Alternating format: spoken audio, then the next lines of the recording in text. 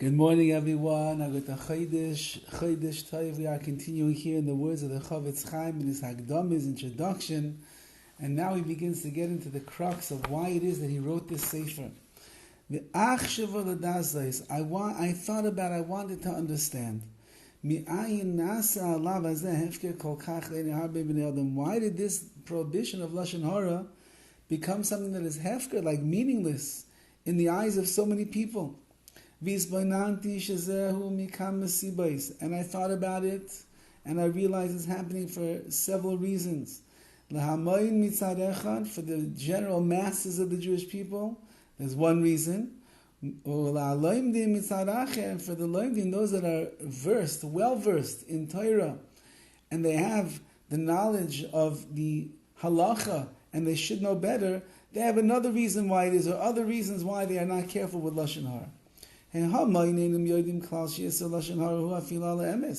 Most people don't realize that the prohibition of Lashon HaRa is even on words of emes, even when what you're saying is true. And they say, what's it? Not Lashon HaRa. I'm just telling you the truth. This guy is an ingrate. I'm just telling you the truth. She is so annoying. Everybody knows she's annoying. So why is that Lashon HaRa?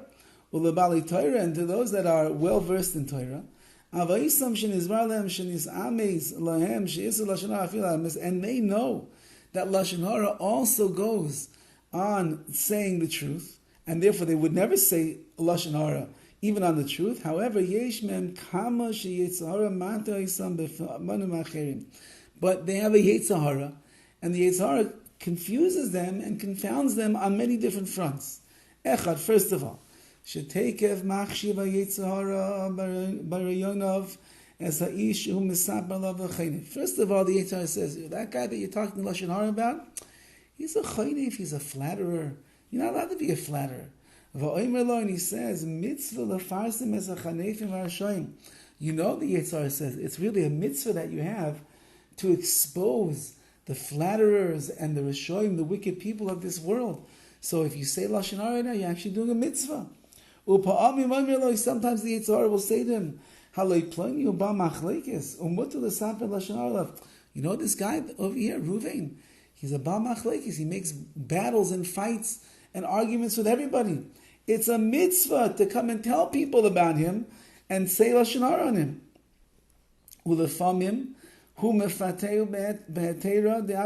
Sometimes the Yetzer Hara comes along and says, look, there's a heter, there's a leniency that we have in Lashon HaRa that if you're telling it over in front of three people, then all the Lashon HaRa in the world is mutter permissible. That's a very big shaila that's going to come up much later in the Sefer, and it's not simple that it's like that. And sometimes there's another heter, another leniency that the Yetzer Hara convinces you of, and that is, the guy says to himself, listen, if Ruvain, that I'm saying Lashon HaRa about, was standing in front of me right now, I for sure would continue talking. I have no problem. He needs to hear what I have to say. And the Yetzer Hara will bring down different words of Chazal and different statements from here, from the Zohar and the like, that will convince this person that sure, if Reuven would be standing right here, I'd say to his face what I'm saying right now, even when you know that it's not so true, and even when you wouldn't be allowed to do such a thing. And we'll see later on, he writes, as the Sefer CHOFETZ CHAIM will speak about these things in halachic detail. Sometimes the Yetzer Hara convinces a person about the real severity of the thing. Nah, this is not really Lashon HaRa. What are you worried about over here?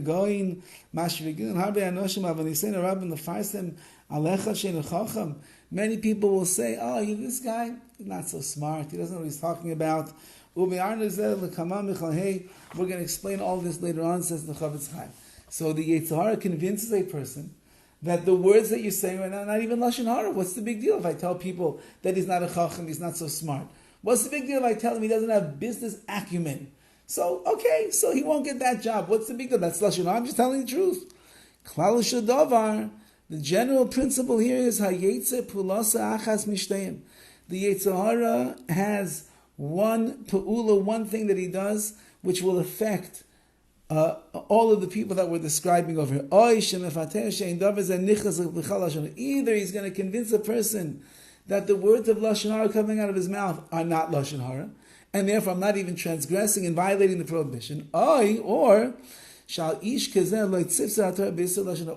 Torah never commanded you not to say Lashon Hara about this wicked, Bal Machlekes, low-life person who's not a Chacham, and so on and so forth.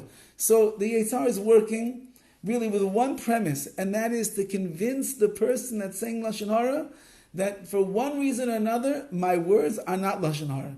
And says the CHOFETZ, I thought about it. Why is Lashon Hara so rampant in the world today? Because the Yetzer Hara is working overtime to try to convince a person that the words that are coming out of their mouth are not really Lashon Hara for one reason or another. Have a wonderful day.